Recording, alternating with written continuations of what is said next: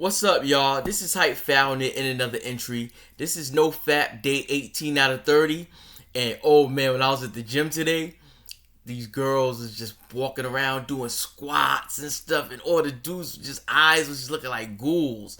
Like man, like the girls are like sucking their energy. They just taking their energy, and they just focused on these girls. These girls are like hypnotically doing squats and doing all this stuff. They didn't take my energy because I know them. I talk to them. You know what I mean? So I can say hi to them. You know, I already established myself with them. So it's like I could say hi to them, and it's like, you know what I mean. So it's just people trying to break the ice, or people just haven't crossed that threshold.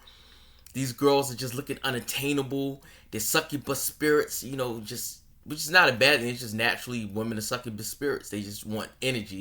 They gotta have the energy. So they was just doing squats and everything, doing lunges, doing all types of stuff, and the guys was like, oh. I was like, it was just what little energy they had left was getting sucked out of them, man. That was like, man, you know what I mean? And I didn't feel bad, like, you know what I mean? I didn't feel bad. I just kept doing my workout, you know what I mean? I know I could talk to them at any time I want, you know what I mean? I have them naked anytime I want. I can just go over there and talk to them. Today I just chose to just stay focused on my workout and not really talk to them. Not that I'm like anything negative towards them or nothing. It's just that, no, I've already established myself with them. So anytime I want to, I can just pop up and say hi to them. You know what I mean?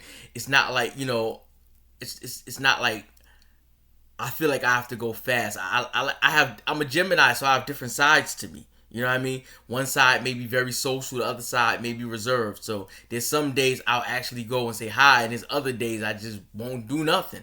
That's just Gemini nature in me. That's just me in the Gemini nature. You know what I mean?